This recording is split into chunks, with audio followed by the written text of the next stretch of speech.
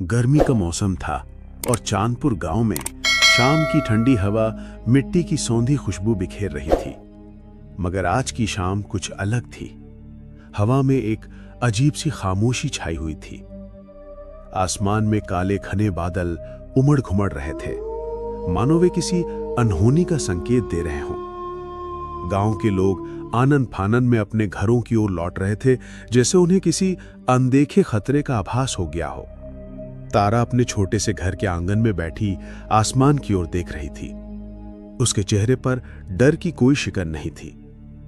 उसका पति सूरज अभी तक घर नहीं लौटा था। वो लकड़ियां बेचने शहर के बाजार गया था और ऐसे तूफानी मौसम में उसकी वापसी मुश्किल हो सकती थी। तारा ने घर के दरवाजे कसकर बंद किए और बेचैनी से बैठ गई। जैसे ही उसने दरवाजा बंद किया, बिजली जोर से कड़की और मूसलाधार बारिश शुरू हो गई। हवा इतनी तेज थी कि लग रहा था जैसे घर की छत उड़ जाएगी। बारिश की बूंदें खिड़कियों पर ऐसे गिर रही थी जैसे कोई बाहर से पत्थर फेंक रहा हो। छोटी जी चंदा बारिश की आवाज से सहमी हुई थी। माँ, बाबा कब आएंगे? वो जल्द ही आ जाएंगे मेरी प्यारी चंदा।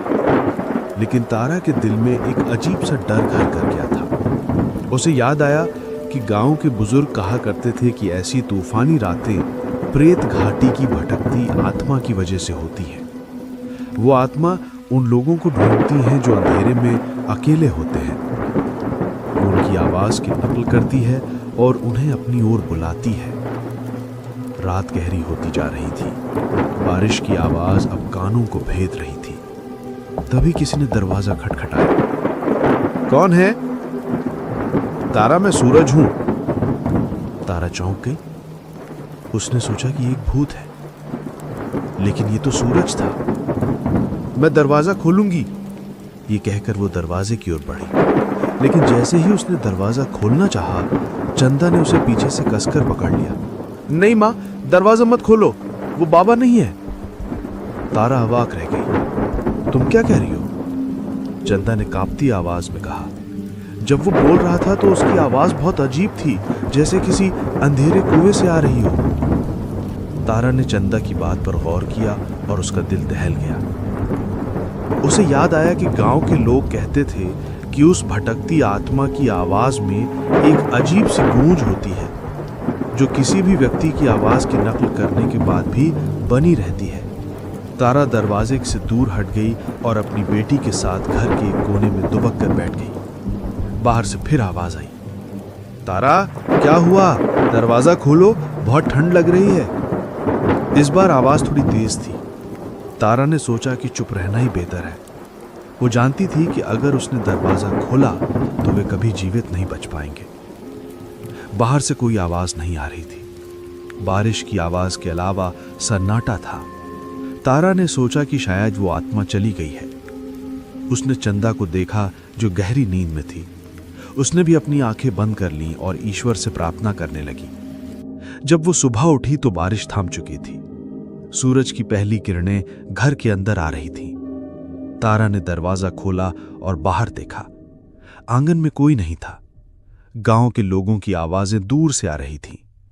तारा ने देखा कि सूरज वहीं खड़ा था। उसके कपड़े भीगे हुए थे और उसके चेहरे पर एक अजीब सा भाव था। वो गांव के मुखिया को कुछ बता रहा था। सूरज ने तारा को देखा और उसकी ओर भागा। तारा, तुम ठीक हो? तुम रात में कहां थी? सूरज ने बताया कि वो शहर से लौट रहा था। तभी तूफान शुरू हो गया। उसकी बैलगाड़ी का पहिया प्रेत घाटी के पास टूट गया। वो उसे ठीक करने की कोशिश कर रहा था। तभी उसे दूर से किसी की आवाज सुनाई थी जो उसे बुला रही थी। वो आवाज बिल्कुल तुम्हारी तरह थी।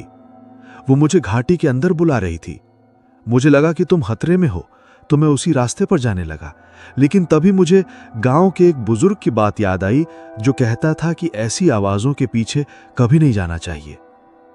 सूरज ने बताया कि उसने हिम्मत से उस आवाज को नजरअंदाज किया और पूरी रात एक बरगद के पेड़ के नीचे इंतजार किया। जब सुबह बारिश रुकी तो वो किसी तरह पैदल गांव पहुंचा। ये सुनकर तारा और चंदा ने एक दूसरे को देखा।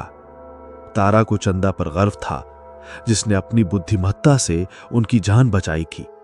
उसने सोचा कि अगर सूरज उस आवाज के पीछे चला जाता तो क्या होता? सूरज ने तारा और चंदा को गले लगा लिया और वे सब घर लौट आए।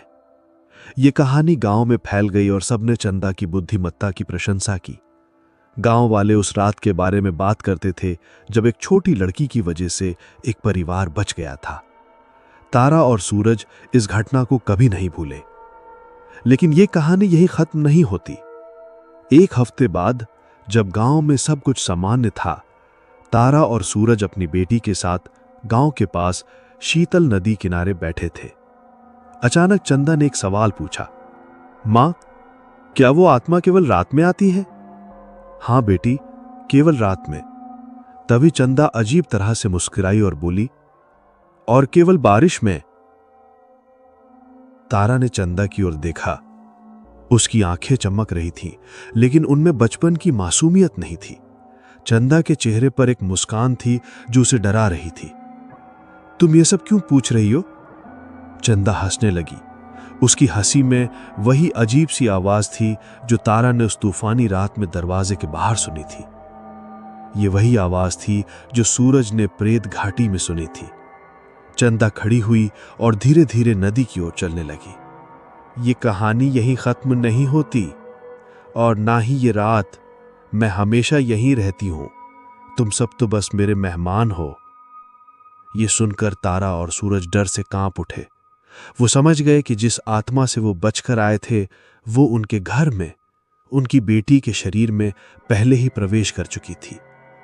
वो रात वाली कहानी अब सिर्फ एक कहानी नहीं थी। ये एक ऐसी सच्चाई थी जो हमेशा उनके साथ रहती थी। और वो हंसी जो अभी भी सुनाई दे रही थी, बस शुरुआत थी।